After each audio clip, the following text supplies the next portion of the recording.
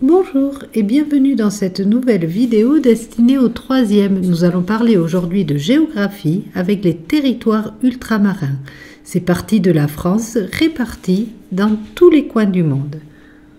Pour commencer, signalons que ces territoires ont des statuts différents. Ce que vous devez surtout connaître cette année, ce sont les DROM, les départements et régions d'outre-mer, qui ont les mêmes statuts que les régions de métropole.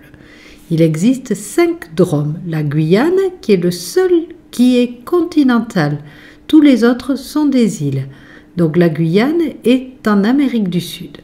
La Guadeloupe et la Martinique sont des îles des Antilles, c'est-à-dire qu'elles sont situées entre la mer des Caraïbes et l'océan Atlantique. Et ensuite, il y a la Réunion et Mayotte qui sont toutes deux dans l'océan Indien. À côté de Madagascar, au niveau des continents, on les considère comme faisant partie du continent africain. Ensuite, il existe des COM, les collectivités d'outre-mer, qui ont un peu plus d'autonomie. On compte parmi elles Wallis-et-Futuna et la Polynésie, en Océanie, dans l'océan Pacifique, Saint-Pierre-et-Miquelon, qui est dans l'Atlantique Nord, au large du Canada, puis Saint-Barthélemy et Saint-Martin, qui sont dans les Caraïbes. Ensuite, certains ont des statuts uniques. C'est le cas par exemple de la Nouvelle-Calédonie qui a encore plus d'autonomie, des TAF, des terres australes et antarctiques où il n'y a pas de population permanente, où il y a des réserves naturelles pour les oiseaux, pour les chercheurs. C'est un lieu où des personnes passent pour étudier, mais ensuite ne restent pas. Clipperton, également à l'est de l'océan Pacifique, a un statut unique. Nous allons voir maintenant dans une seconde partie quels sont les avantages pour la métropole. Le premier avantage, c'est la présence planétaire. En effet, on voit bien sur cette carte que les territoires ultramarins sont répartis dans le monde entier, ce qui offre une position stratégique à la France et dans beaucoup de ces territoires, des bases militaires sont installées, ce qui renforce la puissance militaire de la France à des endroits clés de la planète.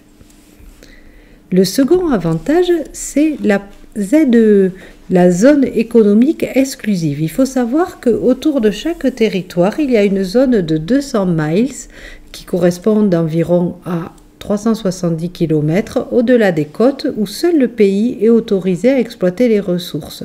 Or, comme ces territoires ultramarins sont souvent des îles, mais il faut savoir qu'autour de chacune des îles, il y a une large ZEE où seule la France est autorisée à exploiter les ressources, par exemple à pêcher. Dans une troisième partie, voyons les difficultés de ces territoires ultramarins. Parlons d'abord des contraintes naturelles qui sont souvent fortes.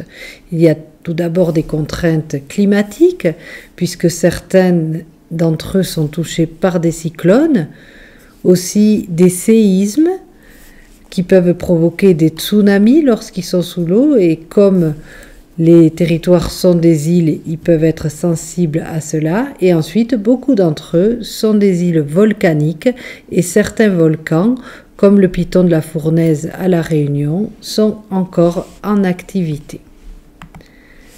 Également, des difficultés sont liées à l'insularité et à la taille limitée. Alors, comme ce sont des îles, tout déplacement nécessite le transport aérien ou le bateau. Et comme la taille est limitée, les ressources, elles aussi, sont limitées, que ce soit les terres agricoles ou les ressources énergétiques.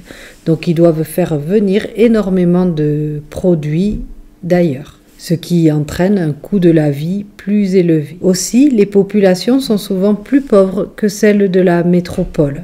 Mais par contre, elles sont plus riches que celles des États environnants, ce qui induit un solde migratoire souvent positif. On le voit en particulier pour la Guyane, avec de nombreux arrivants du Suriname ou du Brésil. Le solde migratoire, je vous rappelle que c'est la différence entre le nombre d'immigrants, c'est-à-dire les personnes qui arrivent, et le nombre d'émigrants, c'est-à-dire les personnes qui partent. Pour terminer, parlons des aménagements qu'on a fait pour mettre en valeur ces territoires. Alors, les aménagements sont d'abord les constructions des infrastructures de transport qui permettent de pallier à l'éloignement. Alors, ça va être surtout des investissements au niveau des aéroports, mais aussi pour les infrastructures de transport internes, comme les routes avec la nouvelle route du littoral à La Réunion ou le transport scolaire organisé en pirogue sur le fleuve en Guyane.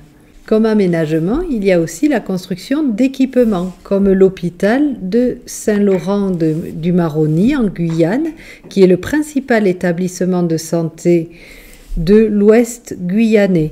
Enfin, des parcs naturels ont été mis en place pour attirer les touristes et pour préserver l'environnement. Il y a des zones protégées comme le lagon de la Nouvelle-Calédonie qui est classé au patrimoine mondial de l'UNESCO.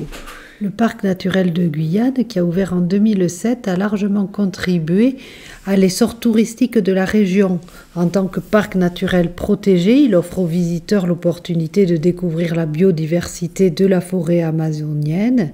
Il attire tant les amoureux de la nature que les passionnés d'écotourisme qui sont soucieux de découvrir des écosystèmes préservés, des paysages uniques, etc.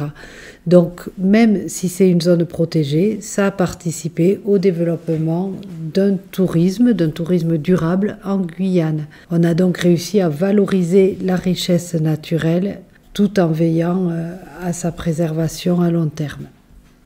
C'est donc un bon exemple d'un aménagement qui a permis de mettre en valeur un territoire. En ce qui concerne les acteurs de l'aménagement, on trouve ici bien sûr les collectivités territoriales, départements, régions, mais également les communes, puis l'État qui subventionne énormément ces aménagements au nom de la continuité territoriale, ce principe qui vise à donner à tous les habitants du territoire français les mêmes services, et également l'Union européenne.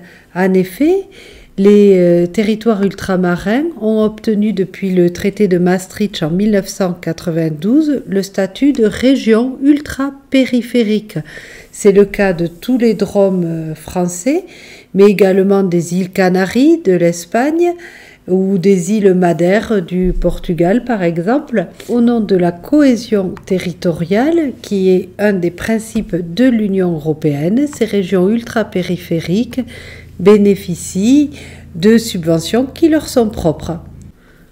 Voilà, j'espère que ce petit tour des Outre-mer vous aura aidé à mieux connaître ces territoires et à comprendre comment l'aménagement du territoire aide à les mettre en valeur. Je vous souhaite de bonnes révisions et je vous dis à bientôt.